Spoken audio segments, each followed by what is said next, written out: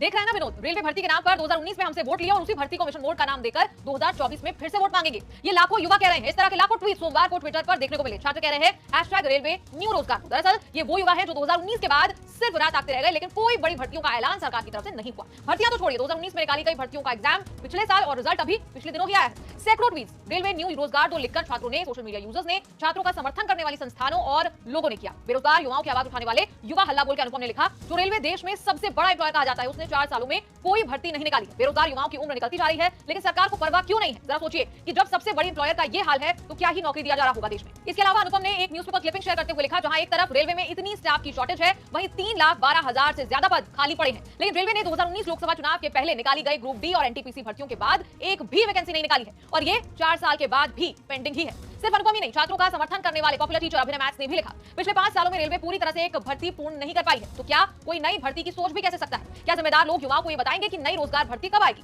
युवा उम्र सीमा पार कर रहे हैं इंतजार में। अब यहाँ 2 अहम बातों का जिक्र था। एक तो ये कि 2019 लोकसभा चुनाव के पहले भर्तियां आई, और दूसरा ये कि रेलवे में अभी 3 लाख से ज्यादा पोस्ट खाली है। 2019 लोकसभा चुनाव से पहले देश ही नहीं, दुनिया की सबसे बड़ी रिक्रूटमेंट ड्राइव बताई जाने वाली भर्तियां रेलवे ने निकाली। अब ये बात अलग है कि 4 साल अटकने के बाद पिछले साल इनके एग्जाम हुए और हाल ही में इनके नतीजे आए। अब क्रोनोलॉजी की समझिए। फरवरी 2019 में रेलवे ने भर्तियों का नोटिफिकेशन जारी किया था, जिसमें अलग-अलग पोस्ट पर अलग-अलग रेलवे जोन्स के लिए 1,03,769 ग्रुप डी की वैकेंसी निकाली गई थी। 12 मार्च 2019 से लेकर 12 अप्रैल 2019 यानी 1 महीने का वक्त कैंडिडेट्स को अप्लाई करने के लिए दिया गया था, और भारी तादाद में कैंडिडेट्स ने अप्लाई भी किया था। बताया जाता है कि 1 करोड़ से ज्यादा कैंडिडेट्स ने इसलिए रजिस्टर किया था। अब कैंडिडेट्स ने रजिस्टर तो कर दिया, लेकिन ये एग्जाम जो है वो तय समय पर नहीं हो पाया। पहले कहा गया कि एग्जामिनेशन कंडक्टिंग एजेंसी फाइनल नहीं हुई है, और फिर कोरोना वायरस का हवाला दिया गया, और ऐसे चलते-चलते 3 साल बाद ये एग्जाम हुआ। ऐसे ही एनटीपीसी के उम्मीदवारों के साथ भी हुआ। उनका रिजल्ट लंबे समय तक अटका रहा। कुल मिलाकर 3.5 करोड़ से ज्यादा कैंडिडेट्स ने इस एग्जाम के लिए अप्लाई किया था, और 2019 से शुरू हुई ये कहानी आज भी जारी है। 4-5 साल से बैठे छात्र ओवरेज हो रहे हैं, वक्त निकला जा रहा है। रेलवे के ताजा आंकड़े के मुताबिक अभी इस डिपार्टमेंट में 14 लाख से ज्यादा सैंक्शन पोस्ट हैं, जिसमें से 3,14,000 से ज्यादा पोस्ट इस वक्त खाली है। सोशल मीडिया पर एक यूजर ने इन्हीं खाली पदों का हवाला देते हुए लिखा,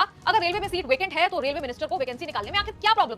अब छात्र रेलवे न्यू रोजगार तो कहकर नई भर्ती मांग रहे हैं। यहाँ ये भी नहीं भूलना चाहिए कि जैसे 2019 से पहले रेलवे में बंपर भर्तियां निकाली गई थी, ठीक वैसे ही 2024 चुनाव के पहले 10 लाख नौकरियां मिशन मोड में मोदी सरकार का देने का वादा है। और इसीलिए ये मीम भी वायरल हो रहा है कि पहले रेलवे भर्ती के नाम पर 2019 में हमसे वोट लिए और उसी भर्ती को मिशन मोड का नाम देकर 2024 में फिर से वोट मांगेंगे। लोग नौकरियों के इस वादे को महज 2024 के पहले का सियासी चाल बता रहे हैं। कुल मिलाकर ये कह रहे हैं कि पुरानी वैकेंसी को नया बताना बंद करो, 23 में वैकेंसी दो, 24 में वोट लो, यही है इसका सार।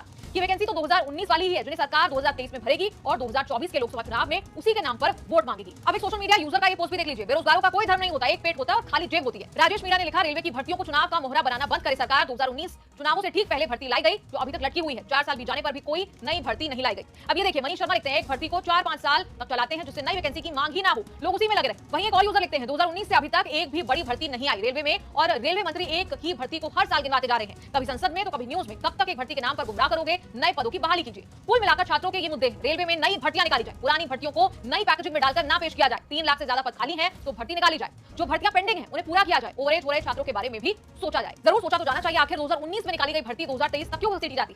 क्या ये कोई पंचवर्षीय योजना है? पेंडिंग भर्ती क्यों नहीं पूरी होती? पद खाली है तो क्यों नहीं भरे जाते? रेलवे न्यू रोजगार दो लिखकर जो छात्रों ने कहा, उम्मीद करते हैं वो सरकार तक भी पहुंचा होगा। आपका इस पर क्या कहना है? कमेंट्स में लिखकर अपनी राय बेझिझक बताएं और देखते रहिए न्यूज़ तक।